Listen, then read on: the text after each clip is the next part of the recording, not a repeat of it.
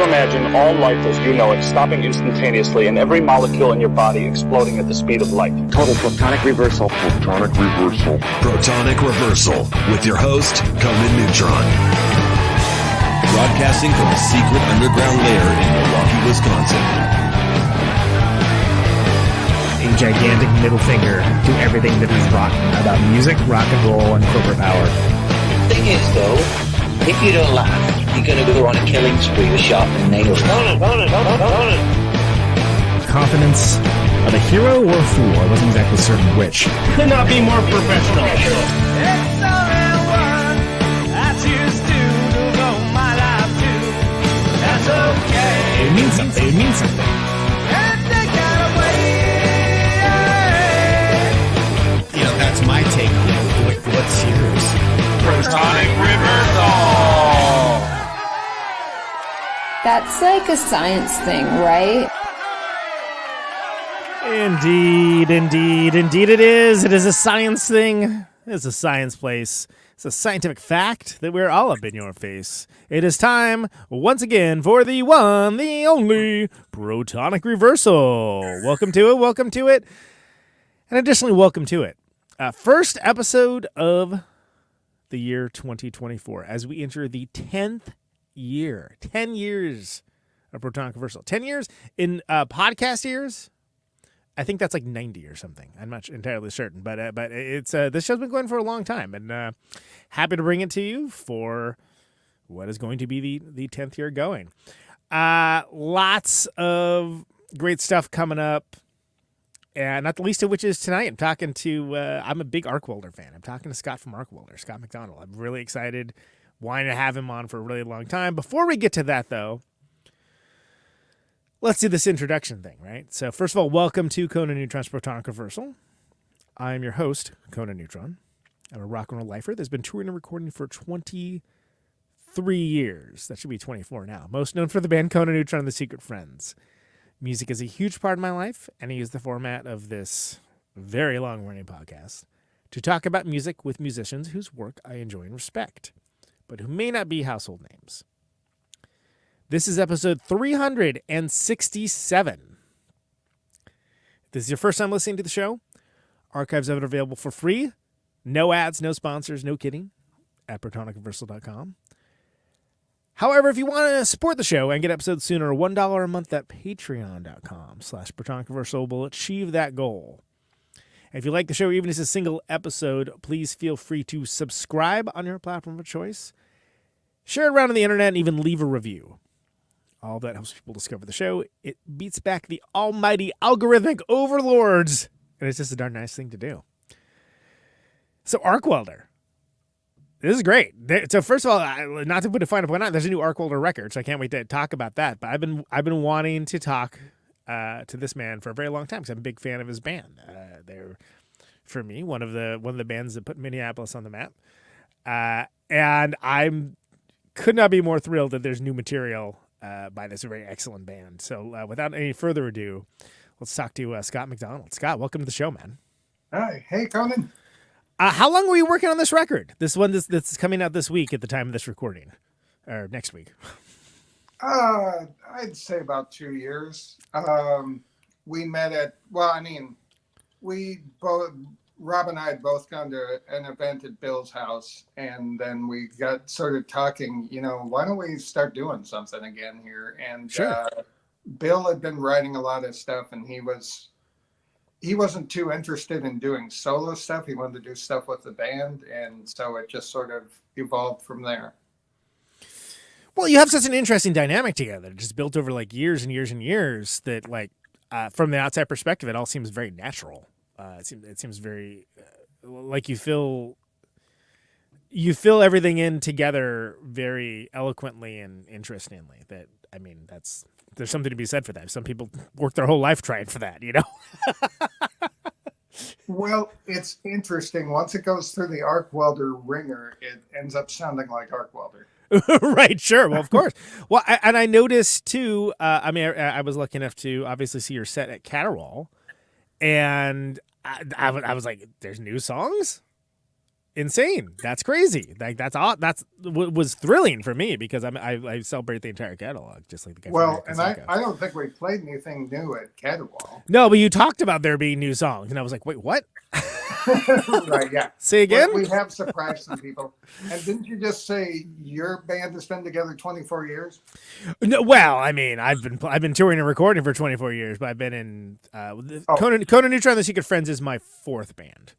Okay, all I'm getting at is our last album was 25 years. I was gonna say it's a while ago. Yeah. Well, and I used to, in Replicator, I think every time we came out to the Midwest, I would hit you guys up about playing, and you were always very nice, very cordial, and politely declined. Yeah, we should have done it. I assume it's just because we've never played a ton of shows, except for when we were touring, and by then, I mean, you weren't in a band yet. Yeah, well, exactly. And I did get to see you finally play in San Francisco with Shellac when you played the Great American Music Hall, which was that was great. What a great venue. First of all, one of my favorite venues in the U.S., just in general. Like it's I love that venue. I love the sound. It was awesome. We made a band outing of it. It was great. It was awesome. And I think I was the most thrilled out of anyone to see you guys because I've been listening to the records for like forever. And it was like I got to the point of like, am I ever going to get to see this band play? It's kind of a shocker that you did. I mean, we didn't do tons of, we did a decent amount of East Coast and South touring, but I mean, that was the West Coast tour we did, and it's just because Shellac took us out there. Right. Well, sure. And it's, look, I get it. It's a long way, I mean, arguably I wouldn't know the Midwest as well as I do if I was in a band that was popular at home because we just wanted to get out and like, all right, maybe someone somewhere here is going to like us. I don't know. We'll see. And actually the Midwest was very friendly to my old band. And so because of that, ended striking up friendships and, like all the things that you do. But it was something that, some bands don't get out at all. Or if they do, then, they only get out in like certain areas. And what do you do if you're to the point where, okay, yeah, people like this band, but this isn't huge. Like no one's quitting their day job over this. Right. Yeah. I mean, that's a lot of it really. And I think that it's notable too, because there was like that time period, I call it, I call it the gold rush, right? Like the 90s gold rush where they kind of let the freaks in for like a minute or two. but it was only about a minute or two before they figured, we can just make our own bands that like we can control. Okay, that's probably easier. Well, I don't think it helped the cause any that the leading protagonist of the movement killed himself. Yeah, well, that is very true. But it strikes me how much when listening to the catalog, which I do want to get over, is how well it's aged. Because like I've played something, like I've played Pull, for instance, for people that just don't know Arcwelder from Moses, right? And they're like, oh, this is great. Who's this? Oh, it's this man Arcwelder. I'm like, Arcwelder? Like, I thought that was an older band. I'm like, yeah, they are an older band, but the records still rock. Like, wow, this is really good. And it's like, yeah, I know. Literally, that's why I'm playing it, first of all. So you're welcome. But like there's like stunned surprise because the records don't sound 90s or don't sound like of that time necessarily. They aren't. They don't have that thing where there was that one thing everybody was doing that one year that. Auto tune. Everything's like there's an auto tune on the vocal or like some other like ridiculous hallmark. I appreciate that. I have a hard time figuring out. I don't know. Does it sound like the 90s? But I mean, we had Brian Paulson and Bob Weston, and they weren't really liable to put a lot of things on it to demarcate the time. I mean, they right. just did clean recordings. Well, and a good band like recorded well is, guess what? That's still going to sound good later. that's kind of they're sort of it sounds like, oh wow, that's a crazy proposition. No, not really. It's pretty notable. But let's go back. So since we are talking about, I mean, I invoked one of my favorite records of yours, which is 93, right? Which was Pull. which crazy to think about. But anyway, but that's not where it started. So let's start from the beginning and kind of work around. So it was Tilt-a-whirl first, right? Yeah. So it depends on who you talk to. If you talk to me, if you talk to me, it started in 1986. If you talk to the other band members, like for a while, our website said we started in 1988. Our first single came out in 1987. So, all right, let's call it 1987. When the first single came out. Mm-hmm. Let's see. What was the question? Was Tilt-a-whirl the same thing as Arcwelder, and when precisely did it all start? Yeah, so we sort of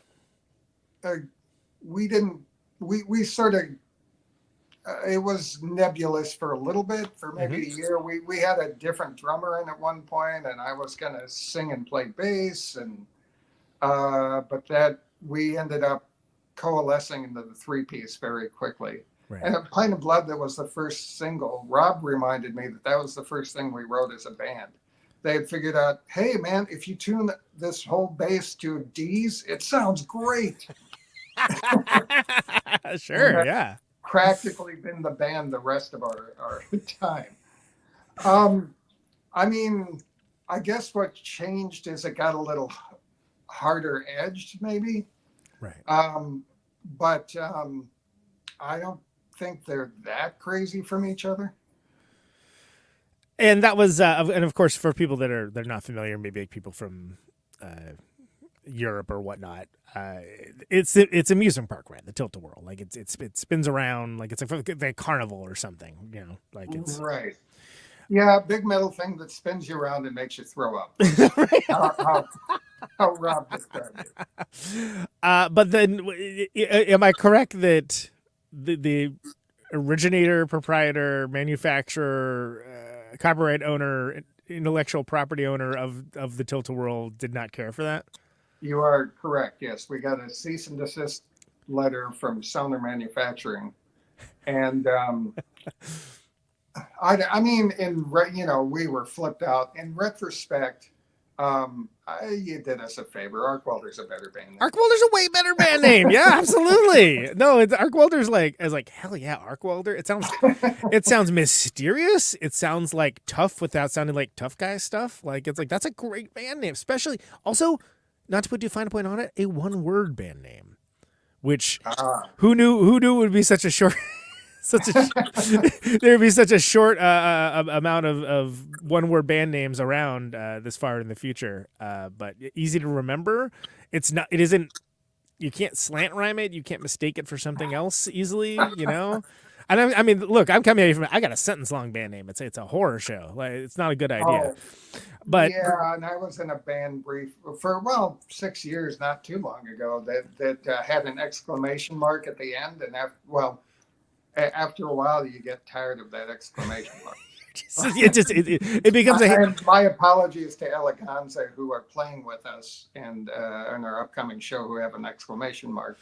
I just think it becomes a pain in the butt after a while. It becomes difficult. It becomes unsustainable almost, right? I mean, it's something where you're like, oh God, like that becomes your. Do you want to be mentioning this exclamation point in every conversation you have for the rest of your life? Because that's what's going to be happening.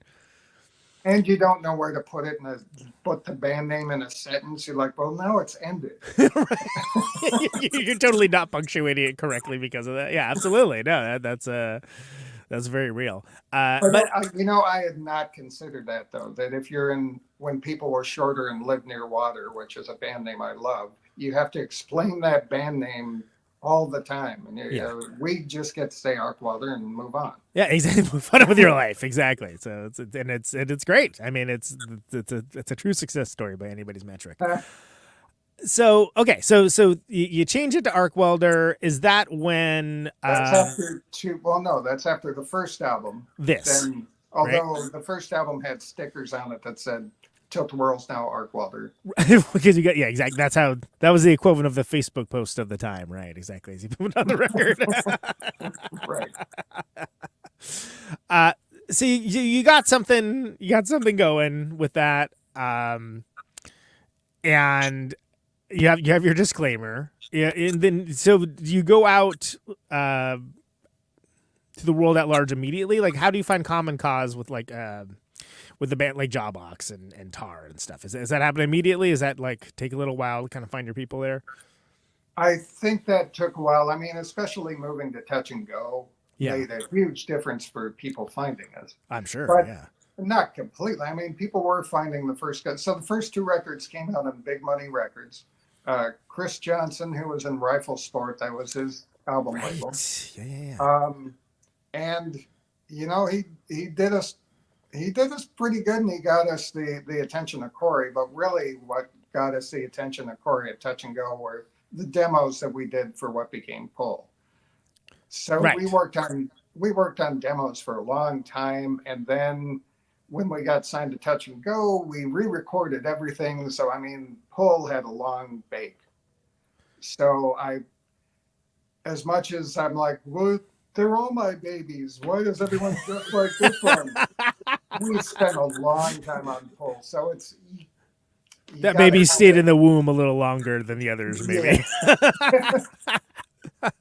Well, no, I'm glad to hear you say that. Well, because there was like Jacket Made in Canada, right? Was the second record, which is hilarious. But well, that was that one cured us of funny titles. Did that one not go over? It's like no one got it. I was like, I thought it was pretty funny. Yeah.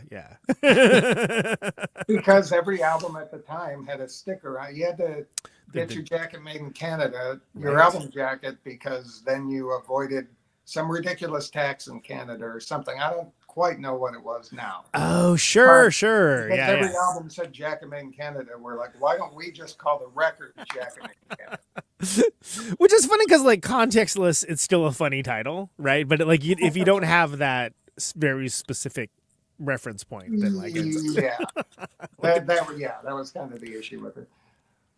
So and then also again in what I would call 90s fashion, Pull is a great, four letters, hard to screw that up, hard to misspell. Like it's. I mean. Once we got past Jacket Made in Canada, I don't know if we'll even have a 2 word album title anymore. I think we're stuck with 1-word title. Yeah, that's true because Xerxes, Entropy, Everest. Yeah, it's all kind of like just keep it 1 word, right? Continue. Yeah. I mean, I didn't even think about it. You and the Jesus Lizard, I guess. They always. Hey, that had nothing to do with it. I heard of those guys. Yeah. We may have been slightly inspired. I don't think we were. I think Pull might have been coincidental, but after we might have followed that model a little bit. A 1-word album title. There's worse things you could follow. To be sure. When we got to tour with them and seeing them every night was jaw-dropping. Yeah, I mean, pretty good band, right? Pretty good. Well, and kind of setting yourself up for, and so we got to warm up these guys. Yeah, exactly. Well, but also but you're also not doing exactly the same thing, right? True. So that there's always that of like, well, it's never going to be a exact comparison because they're very different bands and they hit very differently. And I feel like one thing that really drew me to Arcwelder in the first place is the fact that, the sounds are real, kind of cool and heavy and clangy and but what deep melodies you guys had. Like really like a high focus on like just stick to your guts kind of hooks on stuff. I think you can say that on the new one too. I think the Grabers keep talking about how crazy my melodies are over these like hard to pin down progressions. And there's a number of things. Again, you have to remember, like I did not see you guys play, and this is the era before YouTube too. So like I can just like pop. Okay, let's see what these guys look like. Like I was like, oh, all 3 of them sing. Because I definitely was like, there's at least 2 singers. Because like one dude sounds different from the other dude. But then like there's the ones where you guys are all singing together and stuff where it's like, I can't really tell who's what. And then I was like, there's Rob rarely sings. It's pretty much Bill and I, and there might be some double tracking going on there. Yeah, and but again, it was also mysterious, like if not purposefully so, because you guys came from the, I feel like it's a strict. It wasn't like a rule or anything, but there wasn't like big pictures of you guys on the album cover or something along those lines. True. I mean, often on the back there'd be a picture of us. But... There'd be a picture, but you're like, I think, okay, it looks like there's 3 of them, but like, that's about as far as you can get with it. That's interesting because it was say Joy Division for 10 years. I had no idea what those guys look like. What do they look like? No idea. I just assumed like vampires. I was like, they all must all be vampires. I don't know.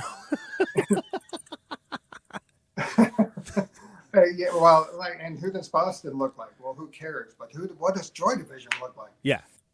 Yeah, no, absolutely. Like, and I feel like I remember being almost disappointed when I saw what Ian Curtis looked like. I'm like, oh, I didn't know what I expected, but I was like, I thought he was going to look like way crazier for some reason. I don't remember what but I've had similar responses, though. I know what you're talking about. Like, you hear that sound of whatever it is in your head, and you're like, well, this person looks like, well, not that. It's like, oh, it's just a guy. All right, it's just some dude. Well, he was just a guy, but right. I mean, like when I saw Iggy Pop, I'm like, yep. That makes sense. You hear him, howling away the Stooges stuff. You're like, this is like. But then the one thing that I didn't realize, I was like, oh, he's short. That's crazy because he like presents as like this like crazy like 12-foot tall like Yeti or something. I've even seen him, a few times, and it's like I didn't even think of him as short. I think of him as a normal sized guy. Well, I shouldn't say short. I mean, whatever. I'm only 5'8", but I'm like, I think he's like 5'7" or something. Like, okay, but whatever. I don't think he's 5'1", but yeah. I mean, he's not like Rod Stewart or nothing, But anyway. But like, what I mean is that like he presents as like that dude's like 7 feet tall because of his presence. There's presence to it, right? Right. But just on Iggy and the Stooges, have you seen that early photo where he's a drummer and he's on the biggest scaffolding you've ever seen in your life? He's like 30 feet tall, and the iguanas, Iggy Iguana. Yeah, that's where he got the nickname is from being in the iguanas. Right on. He's a decent drummer too. Like it's like, oh, you're actually really good at this. I don't know if I've heard him drum. I mean, the music itself is not extraordinary, but like he's a good drummer. Like it makes sense how he has such a vocal, rhythmic punctuation to how he sings. When you're like, oh, like he started like basically playing drums, so like he's gonna have an innate sense of rhythm. Anyway. That's enough about that guy. We're not here to talk about Iggy Pop, but I will all day long and twice on Tuesday, though. So tell me about Pull, because that is, again, for me, that's kind of where I came in with you guys. I don't think there's a weak song on that record. Like I feel like every song could have been like the single from, again, far away from the history of it actually happening, but I mean, it's like everyone is like, wow, this is a great tune. This is a great tune. Again, it's heavy, it's noisy, it's hooky, like it's got all the things.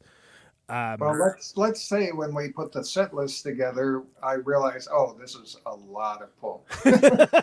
we got one song from that album. Do we have any songs from that album? A lot of Pull. Yeah. I have one slight digression on Pull. So when we signed, when we left Big Money and signed to Touch and Go, Corey and Chris, the record heads, they knew each other and they were buddies. And we went and played this show in Chicago in the interim between the two labels. And Corey and Chris knew each other, and Chris walks in the club, and Corey sees him from across the club and goes running and tackles him, and they're like rolling around, old pals. And we're like, holy crap, our new record label head just beat up our old record label head. That's awesome. That just occurred to me. So you were asking about Pull. We we spent a lot of time on those songs. And I guess it was just an inspired songwriting period. Did you feel like you had a pretty good handle on what you guys could do well and just were leaning into it, or were you trying different stuff to kind of like, well, what about if we did this? What if we did that? Like, what was the experimentation versus leaning into the voice of the band for that era? I am coming up blank. Fantastic. Well, it's been a lovely evening. No kidding. Well, I feel like we did what we did. So, I mean, I know a few of the songs I wrote on my own. I did a lot of, like, I was in a band where I hadn't played any instruments yet. And the guy said, well, if you want to write something on guitar, just put your hands on it and start playing. And that is, I mean, well, practically a lot of the songs, practically any of the songs that were my songs, I like sort of figured out some tortured way to play a guitar part, and then I hand it off to Rob or Bill, usually Rob. Right. And give him, that's why one of the songs, not on Pull, but it later is called the Carpal Tunnel song, because I don't have to play it. I just have to play it long enough for the demo and then hand it over to Rob. Sure, yeah. Who cares? Not my problem. I didn't mean for it to be a problem. Yeah. But you're not thinking about it as a guitar player. You're thinking about it in terms of songwriting of like, hey, this sounds cool. I like this part. Yes, here. I'm thinking of the overall sound. How does it sound to me? Sure, yeah. I did, in playing with other bands, I feel like there's more, what do you want to say? Like, okay, this is the Mixolydian scale I'm working in here, where with us, it's just like, how does it sound? Yeah. We just write from, does this stuff sound cool together, and does it do something for us? Right. No, absolutely. And that's, and I think that it's almost like the pleasure of finding things out that way or something, right? Where you're like, oh, check this out. Makes this sound if you do this over here. Right. Yeah, I was taking, well, I'm a pretty accomplished drummer. You can't say the same for my guitar playing. Right. So it was a certain amount of just trial and error and what sounds good together. Well, and there's a lot of things that divorced from the song themselves could be construed as like, rudimentary or like not like compelling as like on their own, that within the larger framework of a song can become far more than what they are, and without necessarily having to overthink it or again worry about scales or anything along those lines. Like, oh, check out this like noise, the harmonics here sound neat. Right. And generally, I mean, it's rare that we wrote a song lyrics first. It's almost always the entire composition, and then the melodies and lyrics come on last. And that doesn't mean that the lyrics aren't important to us. It just means that, especially in those days for me, like something would, let's say a lot of times my heart would be broken and things would just spill out on the page. Sure, yeah. So it would just be a spontaneous lyric writing where, oh, that's done. Woo! Would it start with like a phrase or something, or like an idea? Like what's the what would be like the motifs for that?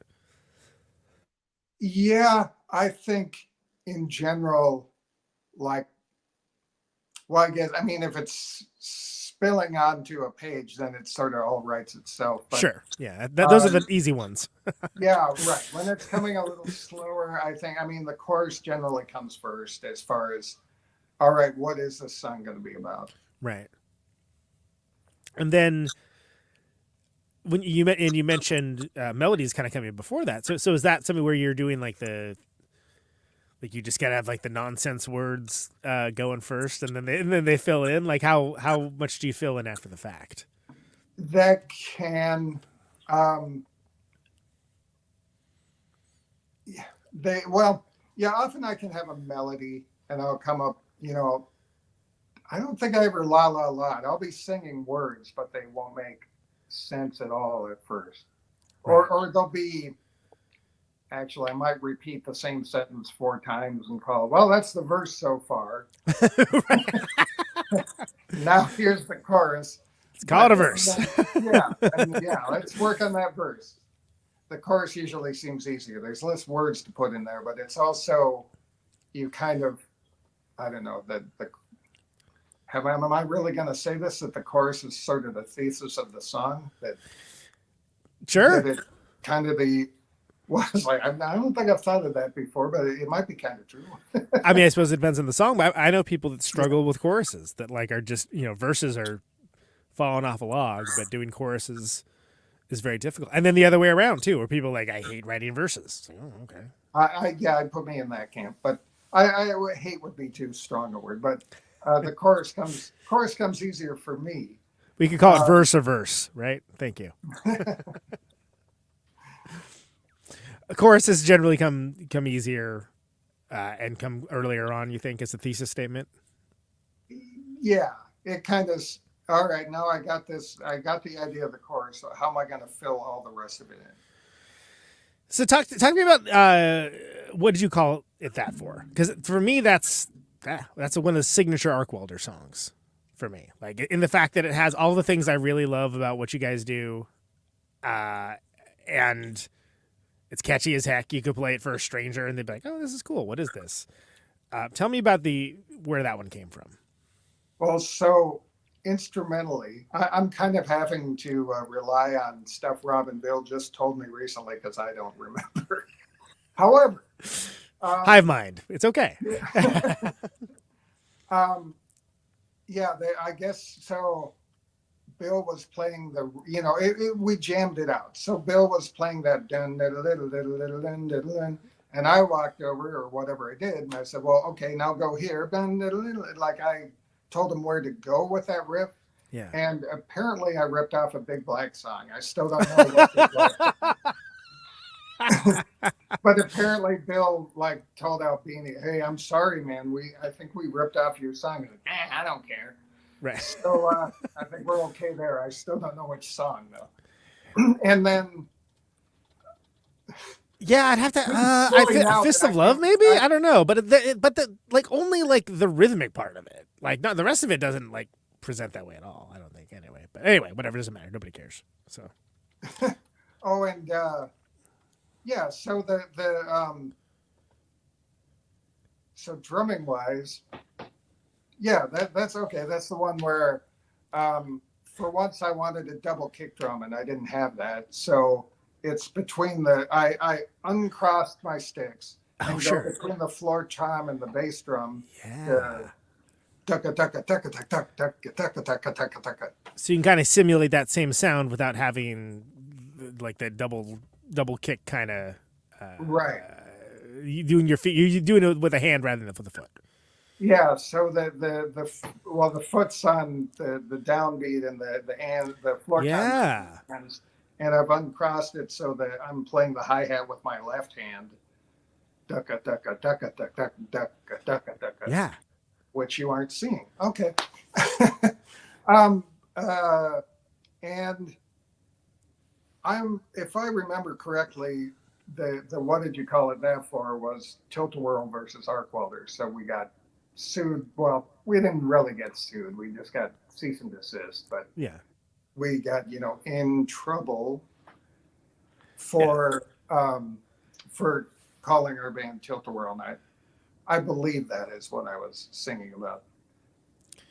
Yeah, I mean, it wasn't like you guys got the Tad treatment or something. I mean, that was the high water mark of oh man, that's you got copyright lawed. Right. Well, that's from that photo you mean, right? Yeah. So there was the photo, and then there also was the they got in trouble with Pepsi too, with the later one. They had a rough go of it. Yeah, there were other bands like that too.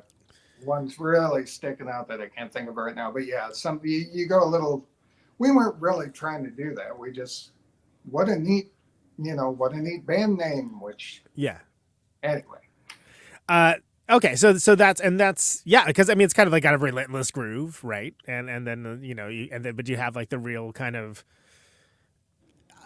something that comes up often with drummers that sing is, first of all, just drumming you have to have limb independence, or hopefully you do. But between 3 and 4. Yeah.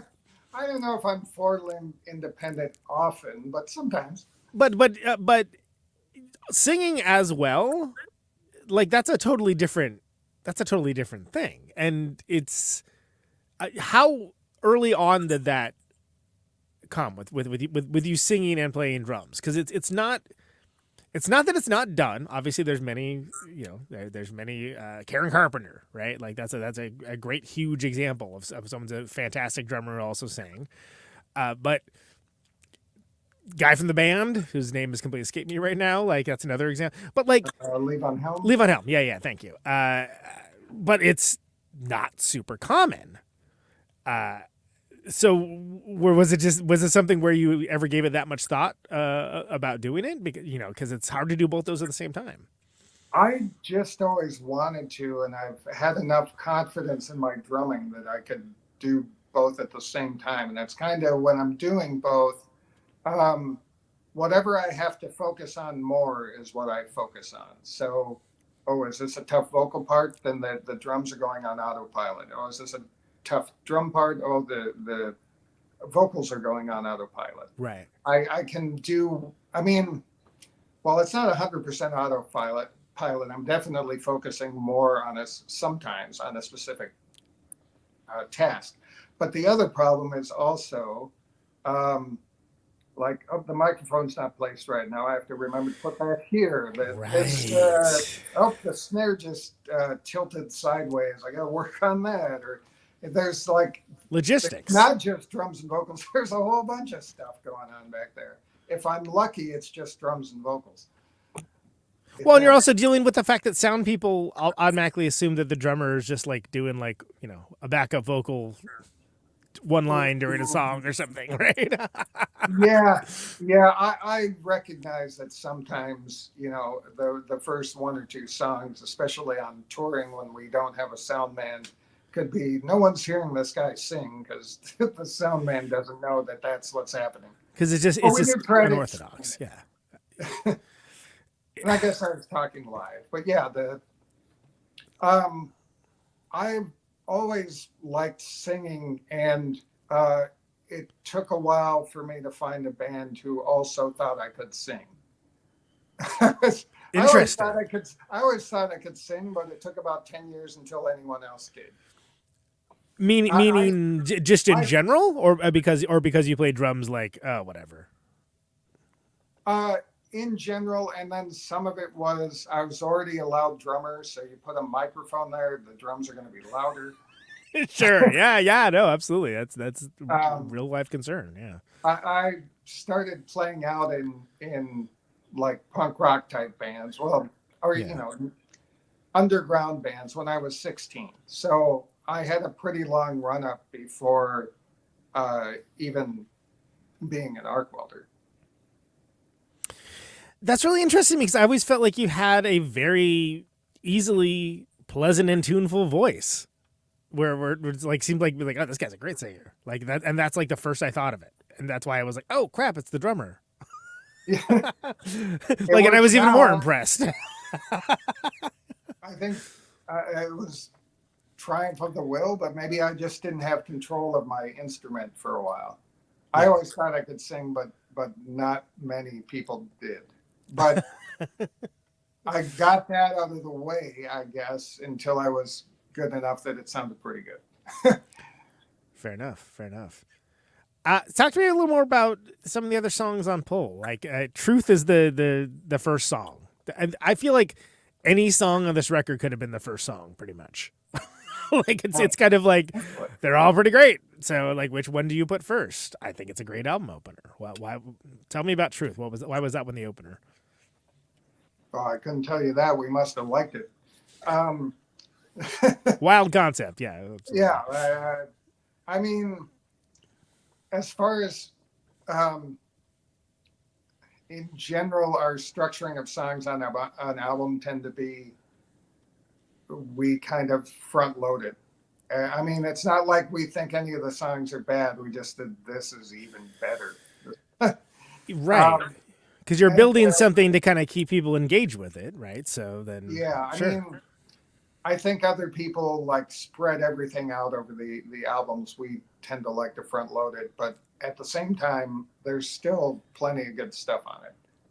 on track 8 or 9. Yeah. But so Truth is one of Bill's. So, I mean, I don't think there's much band input there, but I think it mostly came out fully formed from Bill. And that's how'd you meet the Grapers anyway? How'd you meet those guys? How did I meet them? I met Rob in college. We were both in the same college dorm at the University of Minnesota. Nice. I remember him wearing a pink Clash t-shirt, but he was only sort of barely discovering punk rock, and I was more already a full-fledged punk rock new wave guy, and I sort of introduced him to a lot of stuff.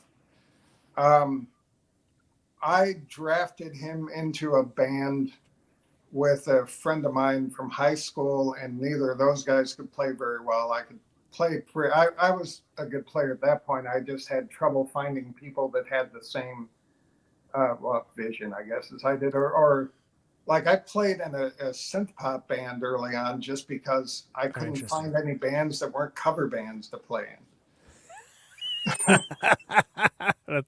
Which sounds funny, but like that was a real problem back in the day, right? It was hard to. Nobody liked Husker Du. Nobody liked the Replacements. Yeah, not at first. Which also means I got to see a lot of great shows. Sure, No one at that. I was going to actually ask you about, did it ever get tiring to be constantly compared to Husker Du, like over and over and over again? It did to the point that I spent a long time where I wasn't listening to them at all because I was afraid I was absorbing it unintentionally. I'm like, I could have sworn I sound a lot more like, say, David Byrne than Bob Mould, but I guess not. I mean, we both were born in New Jersey. Maybe not. well, there's also just the, like, at that time, there wasn't tons of bands that were doing kind of noisy, expressive stuff with guitar that had like these big melodies and big hooks. Yeah. And so that part of it was certainly an inspiration. I mean, yeah, sure. But I thought we had plenty of inspirations, not just Husker Du. Absolutely. Well, yeah, absolutely. And by the way, Greg Norton's coming back on the show sometime later this month too. Oh, nice. So that's very exciting. Glad to have that dude back.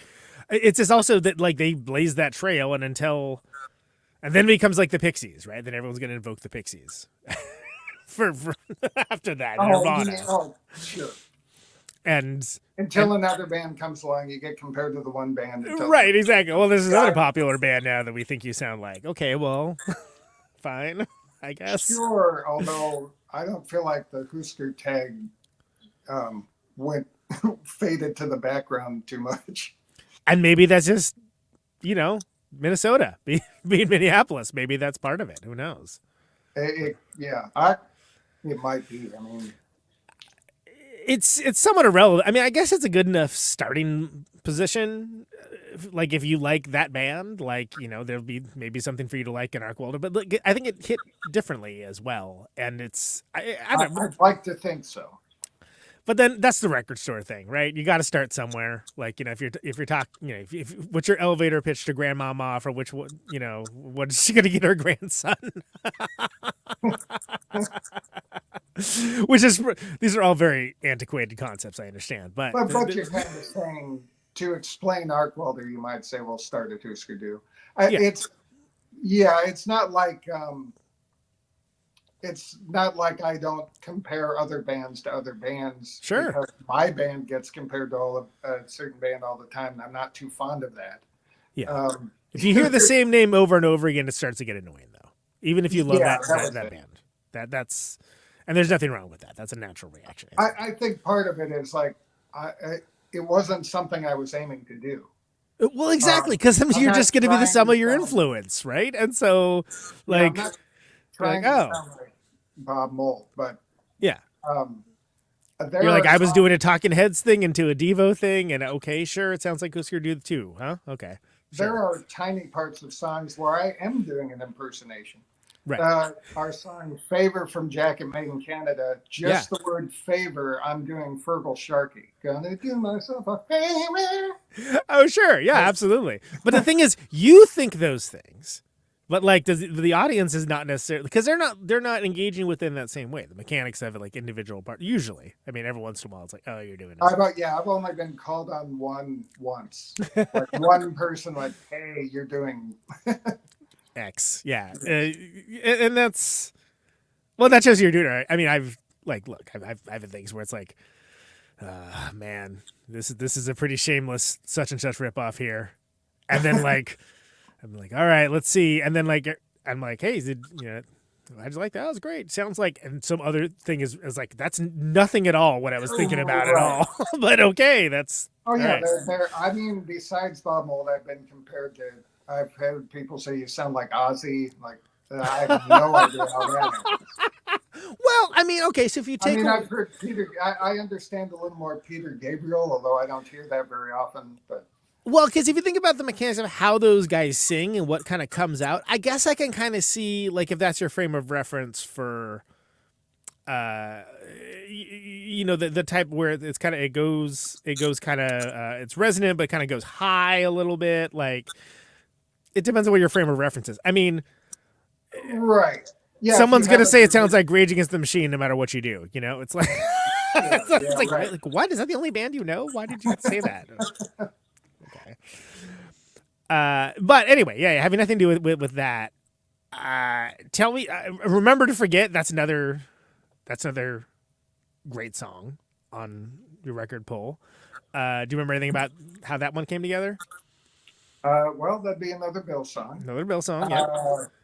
And I'm having trouble remembering if they're, when it comes to band jams, I tend to be the one singing the band jams, and Bill tends to be singing his songs, although not 100% true. And I mean, it's not like I don't ever write songs either. So, all right, so I just always love that there's that was it Sing a Little Pop Song, Everyone Loves You. Like I was like, oh, that's so, like, again, divorced from hearing it when it came out. I heard it like far later. I was like, oh, that's such a wry commentary of what was happening at the time, but also by the same token, it's very catchy.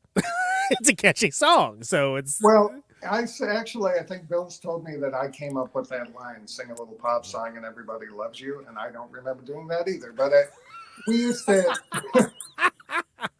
we used to jam a lot, and we still do. But we'd come out with these band tapes of various things, and I think Bill might have sort of, worked with that little nugget in his song. It's a great line. I mean, there's a lot of great lines on there, but that's especially with the way that song is sort of fit together, which is uniquely where you guys were writing at the time, but also just it's that heavy, noisy pop, but kind of like there's a very interesting sort of like academic, like rock element to it, but you could still like headbang to it, kind of scenario, right. You know. So I mean, I always thought that was a stunning line. So if you did write that, congratulations, because that's a good one.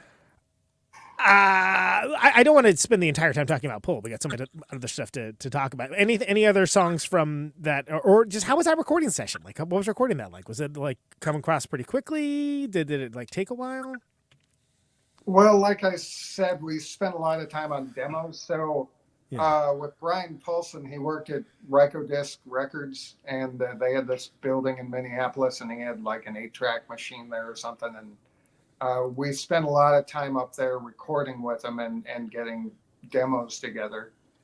And then we recorded the album at Pachyderm, right? Pachyderm in one of the suburbs of Minneapolis. I should have that right at the top of my head. You're going to get some emails now. Or I will. I think the problem with all these questions about how did these songs come about is no one's asked me for 25 years. Fair enough. Well, they should have been. Oh boy, yeah. How did that happen? Let me think but about it. We went into the studio with Brian Paulson, Yeah. and I just remember it being a tremendous experience. Yeah, pretty talented dude, right? I mean, Yeah. And what was cool about that place is you could Pachyderm Yeah. is it was like a 50s ranch house kind of with a big pool in it that never seemed to be up and running, but you stayed overnight there and it was a whole experience. It was immersive and fun. Yeah. I mean, that's you're gonna be eyes on the prize, right? You're gonna be. Oh, right, yeah. But it wasn't like, I mean, I hear bands talk about a week being a short recording period, but I think we did basic tracks in like 3 days or something. Yeah. Well, especially if you're very familiar with what you're doing, you're very familiar with the songs. It's more just a question of how you're going to present them and just get a good performance of them. Yeah, that's a lot of what we did. We got things down really tight and we could just blaze through songs pretty quickly. Yeah. Tell me about Criminal. Good performances. Sure. Tell me about Criminal. That's another good one. That was one of the demos, and I don't even know if I want the previous lyrics were just not up to snuff, and Brian sort of pointed out to me, you don't want to go the rest of your life singing that. Okay, let me think of something else. Wow, that's interesting to have that foresight of being like, well, this song rules, but you're going to be stuck. You're going to be stuck with these lyrics that maybe you're not going to be proud of later. That's very interesting. Yeah, actually, he did me a solid there. I don't even want to say it wasn't that outrageous, but just enough that I don't want to say. Yeah. But Criminal came out of sort of more of a personal relationship experience where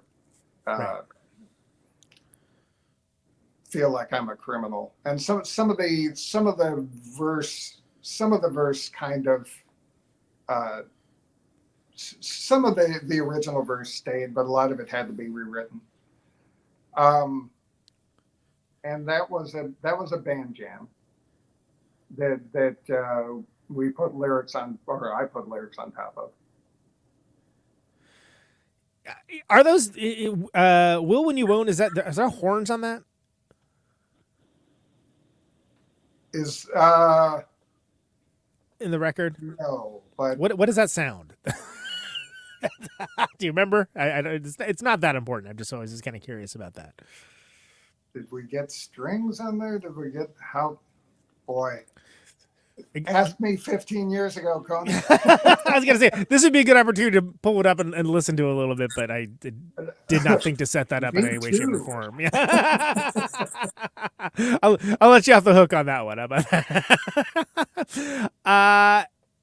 It's not that we never had horns on stuff, but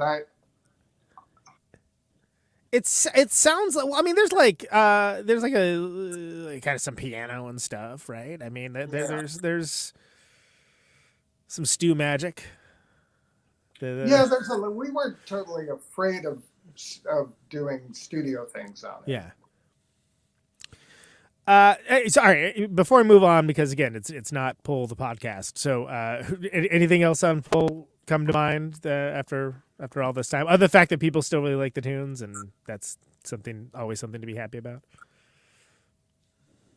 Yeah, it's the song "You" on there. I feel like that was one of the few that faded from the repertoire fast, but I always liked that one. Interesting. Yeah, nice and rocking. Yeah. That's I think it's a closer, right? That's it. That's the last song, if I remember right. Yeah, it last or second to last, but it is. I certainly did like all the songs on that record. How about Xerxes? That's how you say it, right? Yep. No, we call it Xerxes, but just purposefully mispronouncing it. Sure. Just because it's fun. I mean, it's like used to practice, my old band practiced in El Cerrito in California, which is like the town above. It's like Berkeley, Albany, aka Philip K. Dick Land, and then El Cerrito. And El Cerrito is known for basically the Fogerty brothers, and like Metallica had their first practice space there, and nothing else. So Creedence Clearwater Revival was from the bayous of El Cerrito. Right, because that was the Born on the Bayou. Oh, the bayous of El Cerrito? Cool. Right, Born on the Bayou. Yeah. But I always, my joke, just because I just thought that was funny to annoy pedants, would be like, El Cerrito. That's Spanish for the Cerrito. And then watch me, no, it means the hill. And it's like, okay, stop. Think about what I just said. The joke was the L to the part. Yeah, it's like that's the joke. It was just so funny to see like who would get all worked up by that. But anyway, that's the so Xerxes or Xerxes. Yes. 94, right? Yeah, and it wasn't as well received as Pull, and we sort of scratched our heads, but I guess it didn't have as long of a baking time. But yeah, we still thought we were going into the studio with strong songs. And we did a certain amount of overdubbing at Steve Albini's place in Chicago, and I had just quit my job at the time and was jobless for a while, and I got to drive out there and sort of hang out with Brian in the studio. Although I don't know that I did tons of recording, I just remember being able to hang out around that time, and that being like fantastic. Sure, yeah. There's some really cool like Let Down. That's a great tune that's on there. Yeah, it's one of Bill's, right? Yeah. That's a good one. It always amused me that they're Freebird.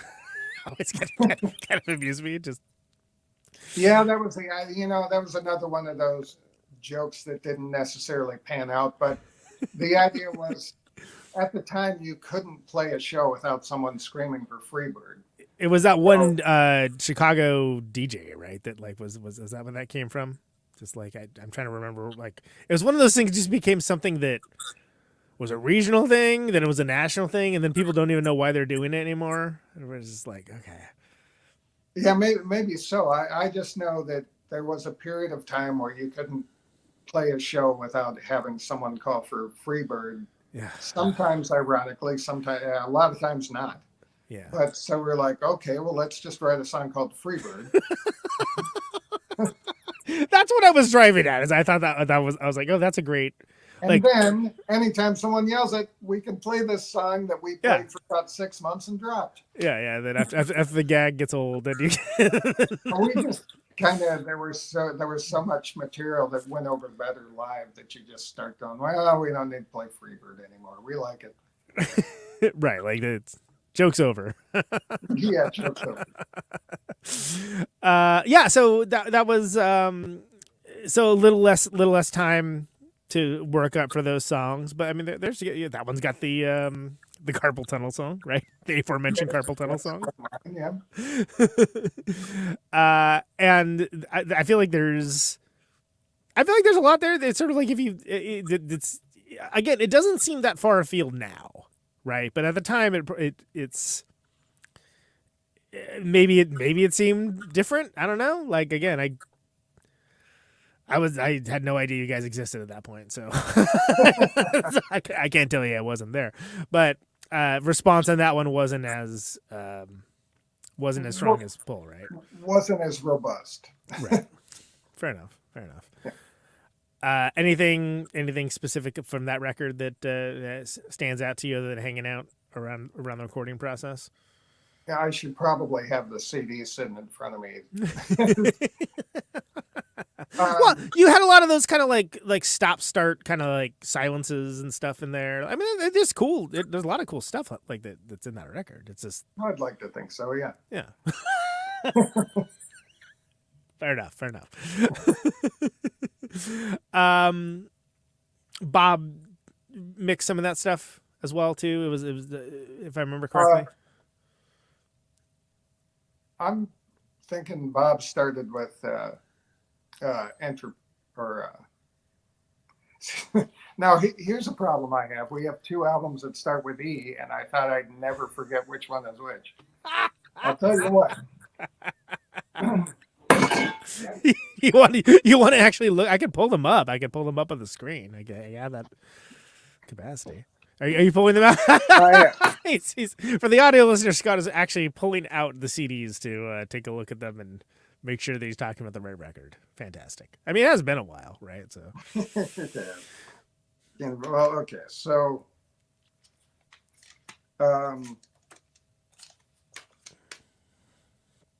so we're talking Xerxes right now, or XRXX. Xerxes. Yeah, so something like All My Want for Need. That was one of mine, and I think I did some like solo demos with Eric Pearson at one point, and was able to kind of work up a demo of that, and then bring it to the band. There was a lot of for my songs there was a lot of demoing where I could play it for the band. I mean, I think for the songs we individually wrote, like Bill and I would both make demos, and we'd be able to listen to them as a band and then kind of bring our take to it. Nice. But there's a lot of, here's what the part is, play this. When it's something that like I wrote or it's something that Bill wrote, there's a certain amount of, this is the part. Right.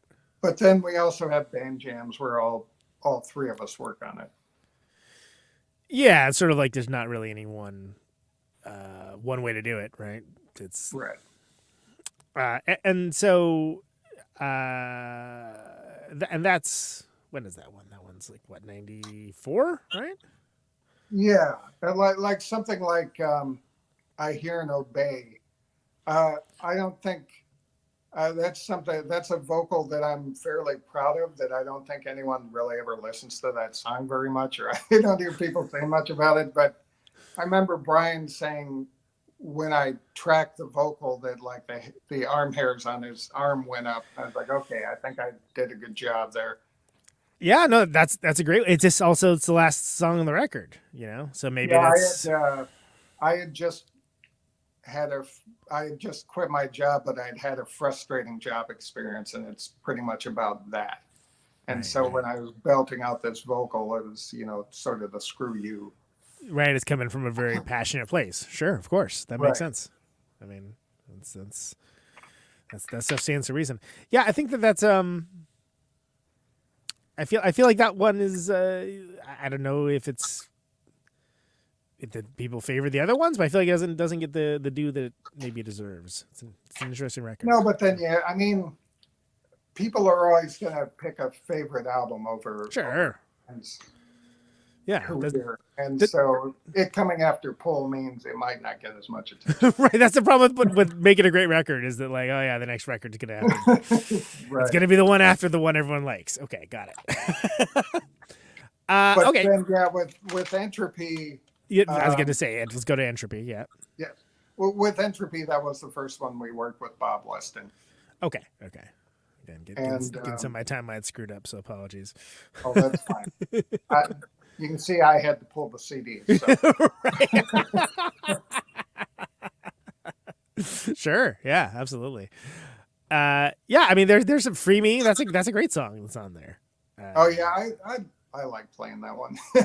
But yeah, that's a solo Scott song as well. It's kind of a falsetto-y one too, so that's there's nice of me to write stuff for. Hey, you're 60. Try to sing the falsetto stuff. Although I'm doing okay. yeah. It sounds. I mean, it sounds. I saw you play. It's not that long ago. It was pretty damn good. Oh, I keep bringing up this job thing. That was another one about leaving my job. Free me, let me out. Right. I had someone tell me that they used to sing "Free Scott, Let Scott Out."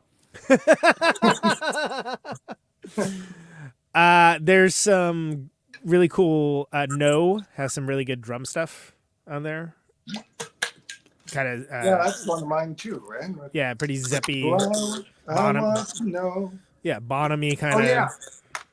All right, let me tell you about that. So maybe I'm starting to remember some It's things. gonna say a couple years later, and suddenly you're remembering all the stuff. It's great. Who knew?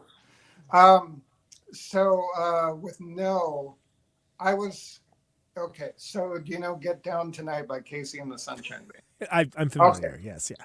So that's got a guitar part where they tracked it at half speed, so it's like a whole octave up when it comes out. Oh, sure. Yeah. And so there's a guitar doing that exact type of thing in No. How cool. Yeah. And yeah, I wanted it to be really loud. I remember Rob taking it down in the mix and wanting it to sound more like a band. I was like, but that's not the. Have it be loud. The point is to have it be loud for that. So Yeah, but regardless, that's in there. It wasn't, and I guess it's kind of a disco-y song. I've got a cowbell in there and everything. So, yeah, I guess I could see. Yeah, well, it's funny you mentioned that because I was well, and you can kind of say that about intention, right? I intended it to be this disco song, and you didn't hear that. no. Well, I mean, because in the way that like it comes across as like is Gang of Four disco, no, Sure. but it's dancey. Like it has like some of that element to it. Like it's sort of like I don't necessarily have the lexicon to speak at length, but I mean, I think it comes across as like kind of propulsive, but not necessarily like Casey and the Sunshine Man wouldn't be the first thing that comes to mind, but yeah. Right. Well, I guess that's it's funny when I am sort of directly swiping something, people don't usually catch it. But also context is everything, right? It's not direct. It's more inspiration, but it's a little more direct than some of the inspiration, other inspiration. Yeah, I mean, like think of that was like the whole Andy Warhol thing, right? Like in the context, the thing can transcend to be something entirely different. Right. So yeah, I mean, now I'm spelling secrets, and people will be like taking this off their. They're plate. gonna be like, all right, nice work up there, Casey and the Sunshine Band. As a teen, I loved the heck out of it. Right. Oh, sure. Absolutely. Yeah. Why not? How about Vengeance? Perhaps. How about Vengeance? Yeah, that's me too. That's it's always good to see you. Just don't use me for your vengeance. Yeah, just trying not to get sucked into an emotional thing where I knew I wasn't going to get anything out of it, I guess. Yeah.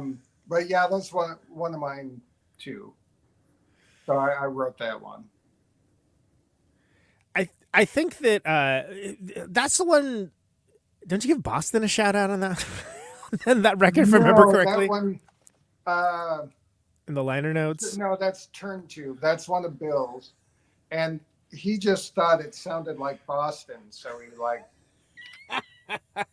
I think sure, why not? Credit them with instruments. I think that if I remember right, I guess I could look at the CD, but it's not.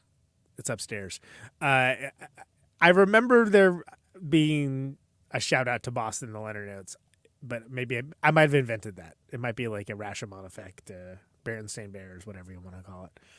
It's I can't quite read it, but yeah, all the band members are underneath it in the credits to Turn To. It was just saying that, it was just saying that he thought he might have ripped off Boston for that one. It's funny with those sorts of things, like, you might think, well, that sounds a lot like blah blah blah, and then you play for someone else, and they're like, I don't think that sounds like blah blah blah. I mean, every time it sounded that much like Boston. I think if I did, I might not have played it. Not that. I've actually said, like, all right, let's get ready for the cease and desist order for ripping this off, and then I'm like, and in some cases I've even played it for the person that I felt that it sounded like a ripoff of, and they're like, doesn't sound like that. What are you talking about? I'm like, oh, okay, cool, right on. Well, yeah, like Tim Kennedy at First Avenue. We had played a show with Grant Hart's band, and Tim Kennedy walks up to Grant Hart and he's like, Arcwelder, aren't they the biggest Hoosker Do ripoff ever? I mean, he loved us, but he was saying this to Grant Hart, and Grant Hart said, more like Mission of Burma. Exactly, because I mean, and it's all relative, right? Except for the fact that I did see a band that I should maybe not tell the story in air. Never mind. I did see a band that like was like, do you just think that people don't know that band? Because it sounds like you're just doing that band songs with different lyrics, and like it's really weird. Right. Yeah. I'm not going to say who it was because Sure. sometimes I get deep in a conversation, I forget it's on air, and then it's like I'm not going to talk that trash. But it was astounding to me. Let's put it that way. Well, and sometimes it's a generational thing where it's like, sure, okay, this band showed up 10 years later, and to me, they sound just like this band, but there was a whole generation that didn't experience that band. Yeah, and they're thinking of something entirely different. It's like, okay, that's fine. You know, Right, nothing wrong with that. I promise not to be an asshole. That's a good one. That was a love song. Yeah. I was like the sentiment there. The only problem is I didn't secure the other part of that deal. I didn't get the. You didn't get the I additionally promised not to be an asshole. Yeah, I somehow I missed that part. I too will not be an asshole. That would be the sequel. The sequel song. I guess that got missed somehow. Well, now you're starting to land on the ones. Yeah, well, I wrote that one. Yeah. So I can tell you about that. That the cover, the blue cover. What is that? What is the cover? I always like the cover of that one. Dan Corrigan did that, and I believe it's broken glass on a blue background, like an illuminated blue background. But that's a good point. What is that now? I've always liked it. It's my favorite color of blue too. So I think what I just said is about as close as I can get to telling you what that is. That's more information than I had before, so I thank you for it. We just sort of. I can't remember if we told them we wanted a blue cover, and we might have, but we just kind of gave them, just take some cool shots and show us what you got. Right. And that's the kind of thing where you just trust an artist to do their thing and something good will come out of it. Hopefully. Yeah. Do I remember? Because so if you go with something like, this is Dan Corrigan too, Jacket Made in Canada. Right. Close up of a tree. It's just, and pull here, that was supposed to be, so it's pixelated picture of the sun, which is what we wanted. But we wanted like newsprint pixelation, and we got computer pixelation. And totally different pixelation, right? Yeah, why we couldn't have stopped the presses, I'm not sure. But people still like that cover. I like that cover too. Quite what we were shooting for. Were you guys just being nice? Like, oh well, I guess that's fine. Maybe that's still kind of a mystery to me. Well, if we didn't like it, why did it come out that way? Why did you have a change? Yeah. Well, but it's also, it might have been a Minnestota nice thing where it was sort of, I think, just gonna be passive aggressive about it years later. Well, that someone like I think it was a friend of Chris Johnson's, and we didn't quite have enough pull to figure out. Like, it was one of those things where we weren't directly involved in the creation of it, even though we said, well, this is what we want. And then we want X, and then we got back Y, and for some reason couldn't push back. We have occasionally pushed back on things, but I guess we didn't. There might have been a time crunch. I can't quite remember. There was some reason why it wasn't made a priority at the time, basically. Yeah, there was some reason why it wasn't. And maybe someone talked us into it. Oh, that's pretty good. I don't know. Well, and but it's weird to think about because I think of that as being very much what that record looks like, right? Like, I can't think of it being anything other than that. Well, and I'm assuming even in your bands you have those things where, well, that wasn't quite what we were going for. Right. You're like, that's what that is. Okay. Yeah. With definitely with Everest here, Corey, the cover, Corey said, you guys finally got what you were going for. And it's like, okay. Which what is the cover of Everest, which is of course the next record? So is that like a what it looks like to me is one of those things you put like a truck under or something, where it's got like an awning and like it's between like two shipping containers or something. I forget what they're called. I'm pretty sure it's a bridge. Oh, that's way somewhere. But I didn't. Fair enough. I don't know that. I actually don't know that much about that photo. I believe someone Bill knew presented that to him, and then he presented it to Bill presented it to us. I mean, yeah, that's good. That's so let's talk about that one. Let's talk about Everest. So there's, I mean, I think Do Something Right has to be like one of the great Arcwelder songs. Like that's a instant hit in my household. That was where how did those songs come together? Was that something that like they took a while to like put together? Where was the band at the time? It was like what, 99, right? Yeah, I'd say so. I think we were continuing to write songs. I mean, with Do Something Right, I must have had something to do with it. I mean, it's mostly Bill's song, but I mean, I'm doing that whoo. Yeah, which is kind of like is one of the things that elevates it. I was trying to think of like what that. It reminds me of something that you may not think of, but I remember for some heard I was like, oh, that's interesting, that's cool. Actually, shoot, I might have ripped that off for something now that I think about it. Well, I'm not. I mean, I've never heard of it. No, I don't know what you're talking about, sir. Yeah. Well, I'm not sure I should say, but it's kind of a Zeppelin thing. But also, I heard, it's a song called Yama Yama Man, and it's a band from Madison. I can't think of the name, but they did that too. And I was like, well, they can do it. We can do it too. Sure. I threw it in there and I liked it. Well, it's just one part of it too. Like there's a whole other thing to that song that's not just the one thing, right? So something that I think for me makes our songs sort of interesting is switches in time signature.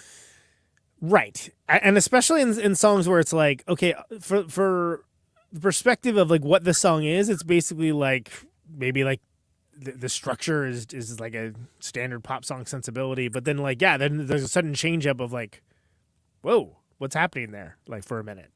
Well, that's funny. I brought it up, and now that I'm thinking about the specific passage, that actually is in 4. It's just that it's kind of 3/4. It's syncopated. 1 and 2 and 3 and 4, and 1 and 2 and 3 and 4. So I guess that's still in 4. But no, but there are other songs that I don't think a lot of bands play with time signatures anymore. Like everything feels like it's in 4/4. And it's just I don't know. I find it interesting, those time signatures, and part of it for Bill. I mean, his songs tend to have more different time signatures than mine do, and for him, that's just how he feels it. He feels it in that. It's his timing, right? Yeah, it's his timing of how he writes the song, and for me, it's easy to take those time signatures and. Over years, Rob has gotten to the point where it's no problem for him either. I mean, at first it's hard if you're not used to different time signatures. Yeah. But I sort of think of that way with the Carter family. Not everything was strict 4/4 because they didn't have a drummer and you didn't necessarily have to, and it was just the way you felt it. And for me, that's sort of what Bill is doing, even though I don't know that he's heard the Carter family or that's the reason. The reason is because that's how he feels it. Right. But it's in time with itself, but not necessarily like if you sit down and like academically deconstruct it, then you'd be like, oh, well, it's interesting. You're doing. It starts on the and here, and okay, well, sure, yeah, like like you could get really down in the weeds on it, I'm sure, but ultimately it's how the song comes out. And it's one of the reasons why like the player can and their personal feel can really affect a song. Right. Well, that's why you have a band, right? 'Cause Right, exactly. No, it's true, and it's it's alchemy to a certain degree. So yeah. So all right. So Everest. There's a bunch of like my photo, by the way, on the back. Anyway, carry on. What else? You have like like pay and respect. That's a good one on there. That's another solid one. Yeah, one of Bill's. And I don't know. Is it fair for me to talk about his lyrics? You don't have to if you don't want to. It's okay. Well, but paying respect. I mean, he liked a lot of those mafia movies. Oh, So, sure. Yeah. there's a little bit of that in there. Paying respect, turning my back, walking away from you. Yeah. And the I took a rhythm from something that now seems like a little bit of appropriation, so I guess I won't go into it. But the ba ba ba ba ba is sort of underneath it. Right. A feel of ba ba ba ba ba ba ba. Yeah. Ba. So I kind of remember that about the drum part. What's do you have a favorite song on that record? Let's see. Well, we're playing Never the Same at this show. I like There you that one, although I do find when I sing that one live, I have to sort of it's so the vocal on the record is so swimmy that Yeah. I kind of have to make it less swimmy or it's just going to be out of tune live. I guess you'd have to. Right. Yeah. Absolutely. Like something like Treasured Island is like I managed to write a drum part that's almost impossible to play when they inevitably speed up live. Sure. Yeah. Oh my God. Yeah, that one's pretty rough.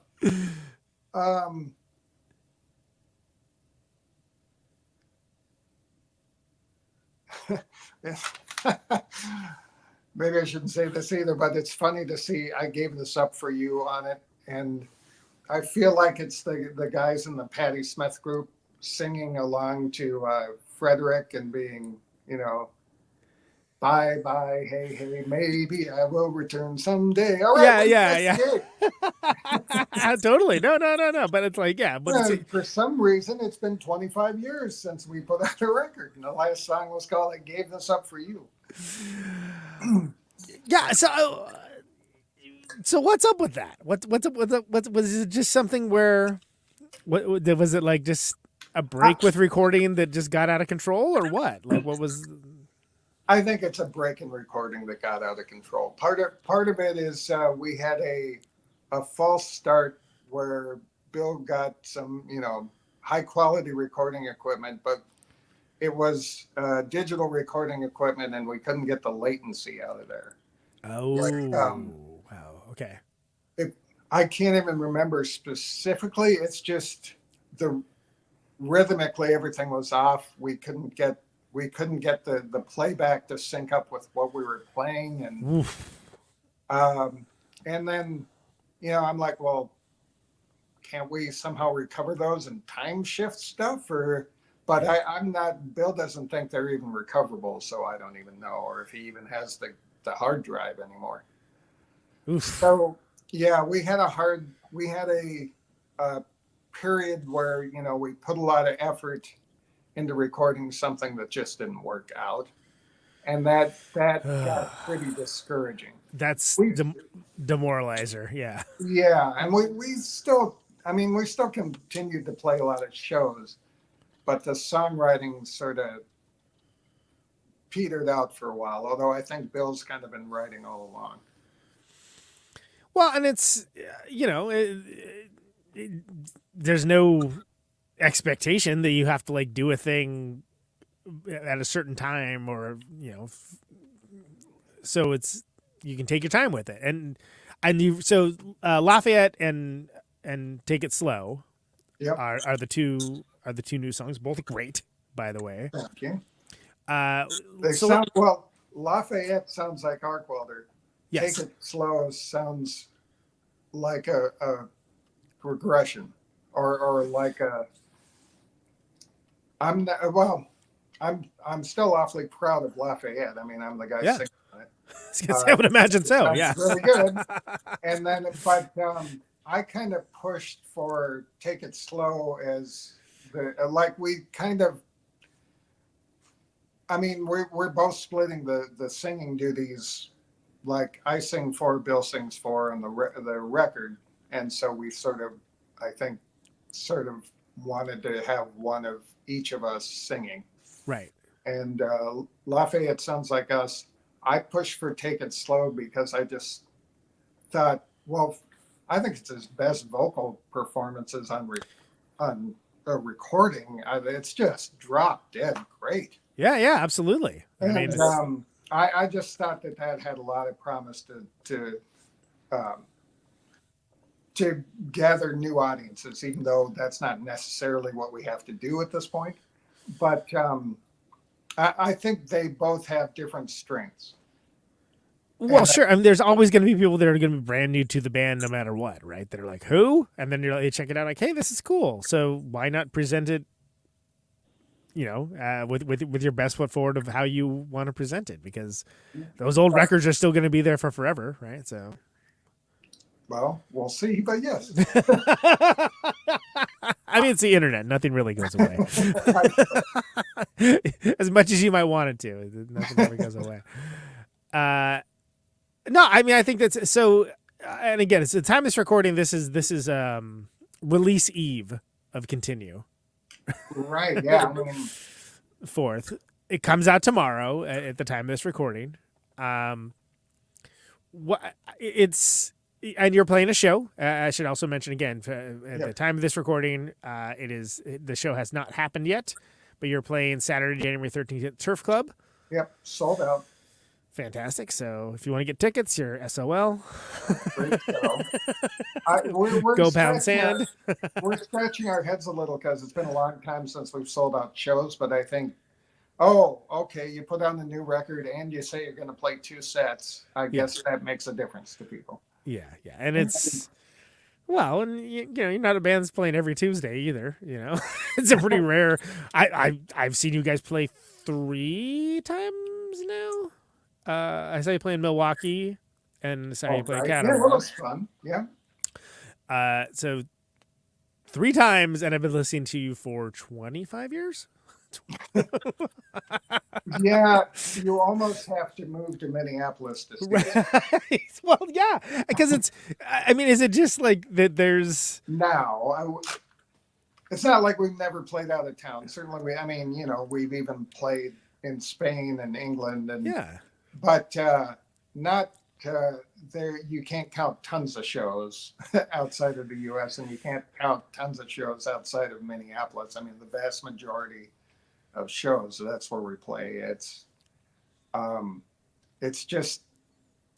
harder for us to consider playing out of town, although we can do it. Just a lot of effort. So it's not that you won't do it, it's just that the level of effort maybe isn't going to be worth the adventure or the reward of doing it necessarily. Yeah, we're basically not going to be the ones that come up with the idea. Hey, let's play out of town. Right. Although, well, I mean, there are definitely, I would like to play Chicago again. I think we'll make that happen eventually, but I don't know when yet. Bill is crazy busy in his personal life, so. Well, okay. So tell me about Continue. I mean, you've got the songs. Jay Robbins did some mixing, right? I mean, he's Jay Robbins, Jawbox, and I've heard of him. Yeah. I haven't had that dude on in like 4 years. And I was thinking about that. I was like, Jay, I've had every person that you play with, but you back on, and you need to come back on. So there you go. That's a story about I have not had Jay Robbins on in 4 years. Okay, well, People got the first time he was on, I swear, like 90% of the show we talked about the self-titled, the second major label record, like the last one. Because I love that record. which is great. Right? So good. Yeah. And people got mad at me for like, why'd you talk about the record so much? Like, first of all, let's hear your show. Secondly, that record's awesome. Are you kidding me? Yeah, it's great. It's a great record. Like, have you heard it? Like, why wouldn't Yeah, you talk no, about it? Jesus Christ. It might be their best record as a band. It's really- like the rare time where a band just like gets better and better and better, and like, oh yeah, this is the one that Right. like the storyline says that this should be the one where that one sucks though. No, it's their best one. right. But anyway, whatever. That's Should be their Xerxes. but yeah. So but a great. So not only someone that's got a great ear as a producer and engineer, but someone that like his sensibility really matches with what you guys do. I feel. Yeah, and I was a little, maybe I shouldn't have been. I was a little surprised. Just he was pretty excited. I mean, we did get to tour with Jawbox back in the day. I mean, and I think it turns out because Jay's such a fan, which I wouldn't have known. I think he's got a little bit of a soft spot for Minneapolis, like Sure. Minneapolis bands, in the same way that I have a soft spot for DC bands. There's something about Washington Yeah. DC bands that just they have a different. They have a different sense of what they're doing, and there's so much about the music and nothing else that makes them really intense. But I can't quite. Well, we played with. Shoot! I'm gonna blow the Mike Greenleaf's. Tar, but their band. Deep Tunnel Project. Yes, Deep Tunnel. Yeah, they're great. They played Caterwall as well. The Right. one you guys So did, when we talked to, or I remember John saying, I think we were talking about new songs, and I remember John saying, Jay Robbins, you got to work with Jay Robbins, and I was already thinking that. I mean, what we were originally going to do, this wasn't going to be a record. We were going to record songs, and we were going to put out one a month for as long as we could. Sure. And I think I would go insane if that were actually our. Can I tell you? It's a big pain in the ass. Yeah, I'm finding that out. Just putting out two and then a record is a big pain. Yeah, So- it's just like what do you, all the things that you don't like about being in a band. It's all that magnified multifold. My gosh, someone understands me. Yeah, yeah. Yeah. What's all the parts you like least? Great. That's what you've made more work of yourself for. Great. Congratulations. But yeah, basically everything that isn't doing the music. Right. Exactly. But that said, with a break. But John Moore planted that seed in my head, and I said, okay, when we're talking about people to mix, I gotta bring up Jay Robbins. Yeah. And we all pretty much agreed. I had this idea that, well, we'll have him mix a few, and we'll have this guy mix a few. And then, no, we just end up going with Jay. Just do everything with And Jay. I that's mean, great. he Because, originally, Bill had hoped to mix these himself, and then we did try that. It's like, well, let's let someone else take a stab at it. And then when it came back from Jay, it was like, all right, that's what we're doing. yeah, well, because sometimes you have a situation where It can be too close to it, and it's not that It wasn't even that as much as it was Jay knows what Jay has the equipment and he knows what to do. yeah. Bill would have, any one of us would have had to spend 5 years to get close to the level he's at. So you might Right. as well There's a get spin the up guy- process of just doing it, right? Yeah, Of just like you might getting as to well the get level. the guy who can do it. Yeah. I mean, a guy who can push a button and make it sound 10% better Right. when it would have taken you 2 years to get it there. I push the improve song button. You should try it sometime. Yeah. No, I mean, his sensibility matches what you guys do so well. Like, it's sort of like, oh yeah, that of course, that's absolutely it makes, and it sounds great. I mean, the song's like, it sounds like what you hope that's going to sound like if you're a fan, and if not, it sounds great, and you should check it out. But it's yeah, I'm very impressed. Like, and it was just a pleasant surprise in the way that like when that Hum record came out a few years ago, where it was like, surprise, new Hum record. It's like, what? Right. Okay, cool, fantastic.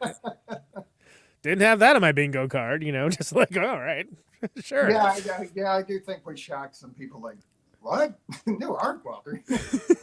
Well, I mean, dude, like, last record that came out, I think Bill Clinton was president, right? Yeah, I think you're right. Yeah. We missed a lot of administration. You missed George W. Bush. You missed Obama. You missed Trump. I mean, like, What are you gonna do? So it's understandable. Like, an entire generation has like come up since then. So it's it was a bit of a pleasant, but a bit of a surprise. Nothing wrong with that. Well, and there is a certain amount of feeling in the band that people don't necessarily want to hear new stuff from bands. But we finally got over that. Like, yeah, we want to do some new stuff. Yeah, I mean, that might be true of some people, but also, like, who cares? Like, because there are people that do, and Yeah. and also, and that's the difference between being a band and being like a nostalgia act too, So Yeah. you could do something like, okay, we're gonna do like, Sparks did that absurd thing where they did like a show that was every one of their records, even the really unpopular ones that nobody likes. Imagine that. No, they did a song from every one, right? No, they did a show of every record. They did that's every right. record beginning, and it was like 22, like a 22-night run. It was something insane where it's like, first of all, And they're only, 20, 30 years older than us. right, exactly. That's what I'm saying. It's Are like, you out of your mind? dude, like for real, like. Even us doing pull would be hard to pull off. Maybe not, since we do a lot of it. But I love that the commitment to the bit wasn't just like, oh yeah, angst in my pants and a kimono in my house and the runs. Right. No, they're doing all the ones that were total flops that everybody disliked too, and it was just the deep commitment to the bit that I'm like, my God. Well, then, yeah, like if you cut Sparks off in like 1981, then you don't get My Baby's Taking Me Home, which I think. Yeah, which is incredible. That record. That one is, oh my God. They have so many like epoch, like even if you just have number one song in heaven, you're like, oh wow, this is such a great record. They're such an iconic and influential band. No, that's one of their records. That's just one of them. Like, you got to listen to the one that's like, this is like ultimate glam record with the most intelligent lyrics you've ever heard, playing with glam music. Here's like this synth pop record that is, different, so many eras. Again, like it's, and they continue to go, and like they put out records, like they put out a record last year. Great. It was really good. That's awesome. It's like, is it any? I appreciate the bands that can reinvent themselves too. Yeah, absolutely. But I also appreciate the AC/DCs where they put out the same record every time. And it's still good. It's like, Or the sounds like AC/DC, all right. Yeah. I mean, say what you will about the Stones, and I'll say plenty. Like, they put out that song on the. It's like, yeah, sounds like the Rolling Stones. They went. Yeah, they went shockingly deep for how long they could keep writing good songs. They were like, how is that possible? I mean, and it just goes to show you, like, this rock and roll myth that, like, okay, well, there's going to be the band, and they make one good record, and there's, like, the disappointing second record, and it's like, well, okay, hold on. Why are you trying to put a square peg in a round hole? Because that doesn't have to be the case for any of them. Again, let's go back to Jawbox, right? Like, I like the early Discord stuff. It's cool. But, like, look, what they turned into is so much more fantastic. And, again, quote unquote, stopped on their best record. Great. That's possible. Right, yeah. Like, how do you track David Bowie? you know, peaks and valleys, like weird alleys and left turns, you know. Yeah, no, you wouldn't want to stop that trajectory. Yeah. Oh, let him do his thing. you yeah, know? yeah. Like and I don't know. I just think it's weird when people get ridiculous. I don't know how I got on this. Sorry, but I think I think that it's huge, man. It's huge. Releasing a record in 2023 is very different than releasing a record in 1999. Yes. And I'm glad that you guys did, because it's, you know, for a lot of us, it's going to be something where, again, there's very few times that you just get a nice surprise. Oh, that was not a nice surprise. Had my phone finally run out? I think so. I think we're getting the high sign that it's time to wrap it up. So if people haven't already got it, Arcwelder 1, bandcamp.com. Is that the best place for folks to get it, right? Yeah. I mean, then we might see, you know, a little bit of money from it. Or you could do that and stream it. Right, exactly. Well, I mean, you know, it's nice. But I mean, and if you're too lazy to do anything like that, it's out on the streaming services. If you're too lazy to actually have a band, that might have been the wrong way to put it. Well, you know, if you're just sort of a sponge off of society, go to yeah. If you're a real piece of work, then well, and I am. But I will, you know, buy something off of Bandcamp and then stream it. I mean, yeah, I try, if I get some enjoyment out of it, other than just like I listened to that once and never thought of it again, then I'll usually like buy a copy, even if I don't do it immediately. And it's with the thought process that like there's probably 10 people that didn't, you know. Right. Yeah. So it's like, okay, I'll pitch a little in. Like people did that with the singles. They were, you know, $20 for 2 singles. All right, thanks. Can I tell you? I put it in my Bandcamp cart and forgot to push the button since they came out. And I looked at today. I'm like, wait, didn't I buy those? I'm like, oh, I never pushed the button to say purchase. Well, so whoops, my bad. You'll see it when the record comes out, though. You'll see. All right, fair enough. Yeah. Anything you'd like folks to know about the brand new Arcwelder record? Continue. Anything else you'd like folks to know about it, other than the fact that it exists and Jay Robbins mixed it? We put a lot of work into those songs. Recorded at Terrarium, if I have it right. Wait, well, I think that's right. Anyway, did the rough tracks there and took it to Bill's and did a whole bunch of other recording, and then sent it to Jay Robbins, and we went back and forth with Jay. And again, I had a sense that he liked the band, but he seemed really excited, so that's pretty cool. You know, to have someone whose work you admire also admire yours is really nice. It's not the world's longest record, but I'd like to think it makes up for in quality, you know, over quantity. And we'll try to keep writing more songs and put more quantity out there, but it'll be a bit at this point. I'm really glad that you did it. Really glad that you came in here to talk about it. I know people are going to be asking, beyond this one show, is there going to be any more Arcwelder stuff in the future for live? They're lost. But I mean, there's a lot of people all over. You're obviously not going to go play the moon, play Mars, play Brazil necessarily tomorrow, but is there...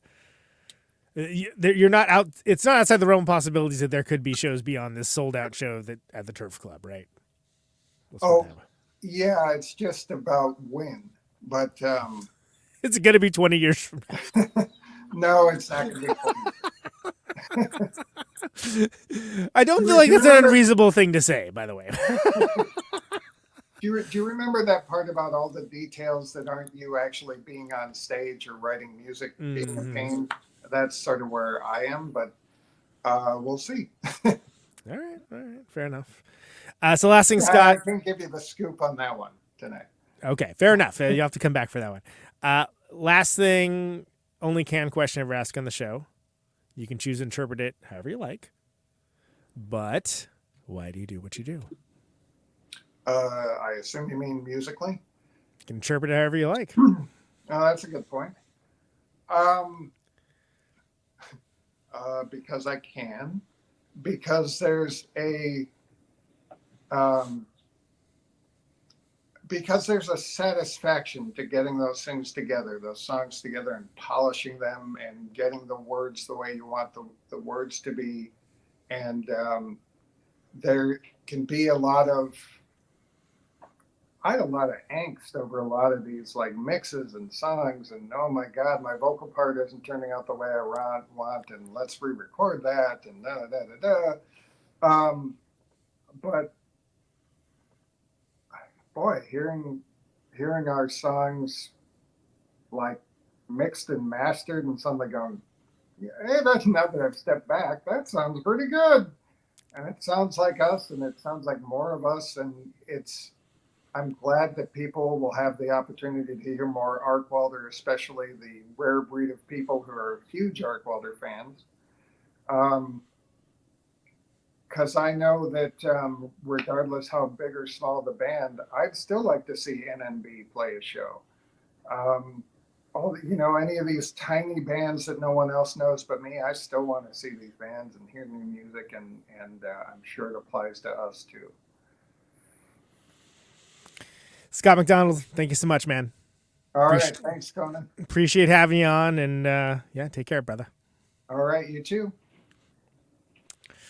There he goes. Scott Macdonald, Arcwelder. What a cool guy.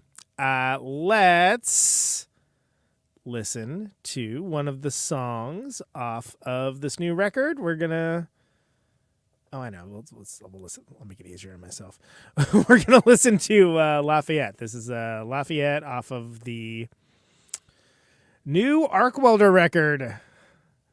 Continue. Please go pick this up on Bandcamp, everybody. It's a winner.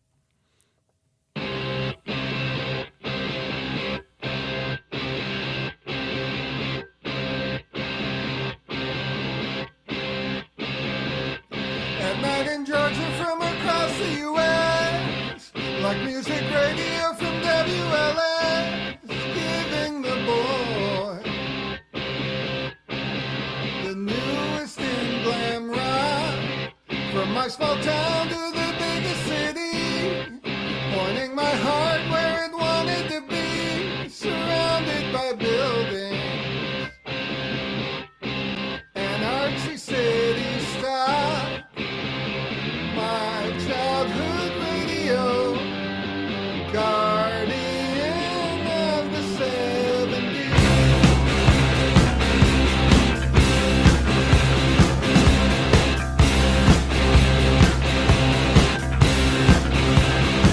I was in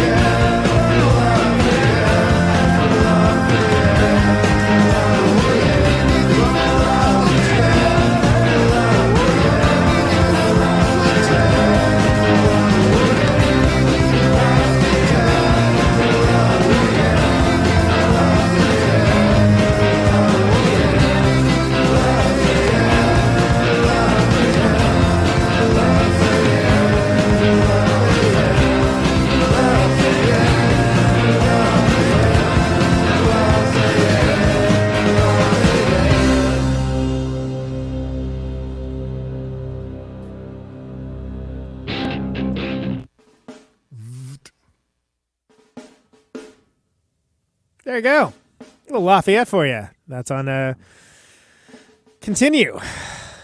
Get that at arcwelder1.bandcamp.com. Depending on when you listen to this, it's either already out or it's going to be out in a couple hours. And, of course, that was Scott Macdonald. So great to have him on. Hear about that band. I'm a big fan if that didn't come through. So, once again, name of the show is Conan Neutron's Protonic Reversal. Thank you so much for listening to it. This show airs Thursdays, 8 Eastern, 7 Central, 6 Mountain, 5 Pacific, streaming YouTube and Twitch. Podcasted later everywhere. Always free, no ads, no sponsors, no kidding. ProtonicReversal.com for the archives. But if you like the show and you want to get episodes sooner, $1 a month at Patreon.com/ProtonicReversal will achieve that goal and help support the show, keep these lights on. Always deeply appreciated. Thanks everyone for listening to the show, as well as liking, subscribing to your platform of choice, signing off, sharing it around on the various social medias. Mrs. America, and all the ships at sea. All that helps beat back the almighty algorithmic overlords. It's a darn nice thing to do, and I appreciate it. Who do we got next? Oh, Jerry Casale of Devo. Jesus Christ. Next week. Amazing. Returning. 50,000 watts of power. It should be amazing. Steve Bartek of Boingo Boingo. Greg Norton of Husker Du returns. Action-packed month. So stick with it, as always. And thanks for everyone that does. Have a great 2024, everybody. This microphone As always, stay safe out there. into electricity. Check you later. Hear me now? Out on Route 128, you're dark and lonely. I got my radio on. Can you hear me now? Can you hear me now?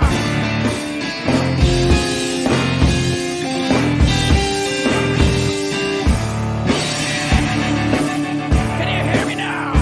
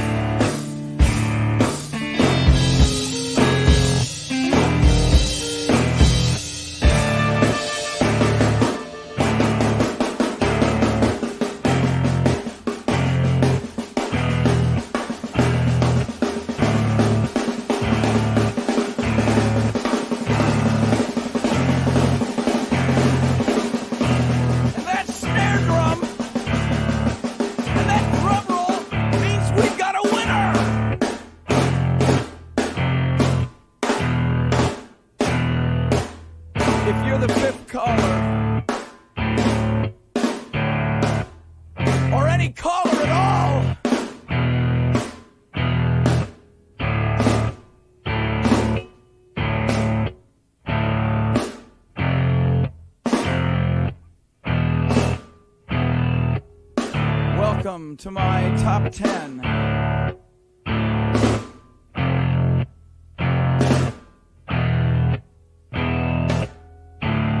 I'd like to thank our sponsor. But we haven't got a sponsor. Not if you were the last man on Earth. She was prepared to prove it. This one goes out to a special girl.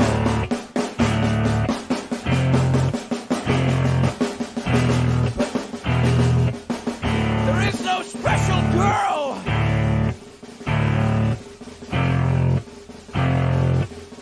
It's the end of radio. The last announcer plays the last record. The last what? Leaves the transmitter. Circles the globe in search of a listener. Can you hear me now?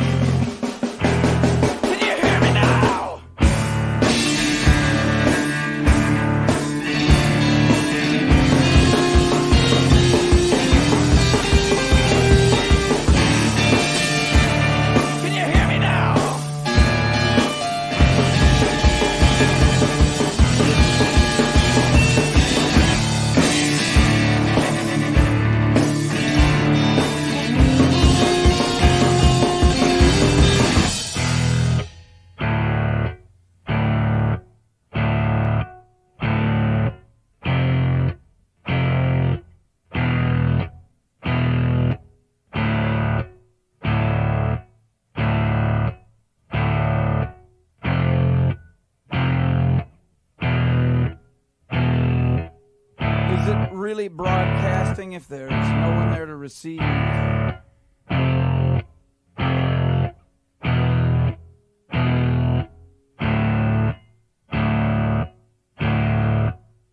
the end of radio.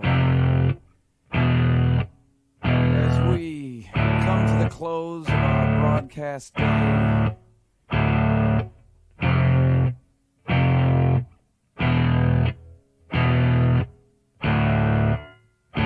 got my radio on.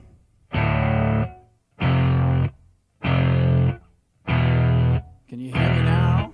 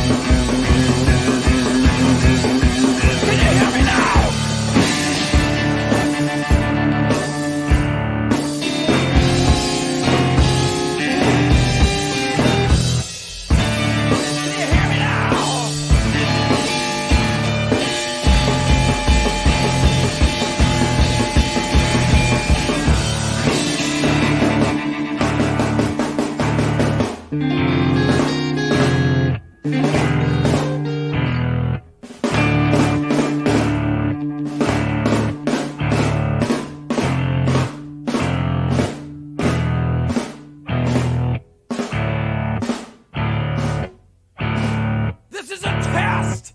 If this had been a real emergency,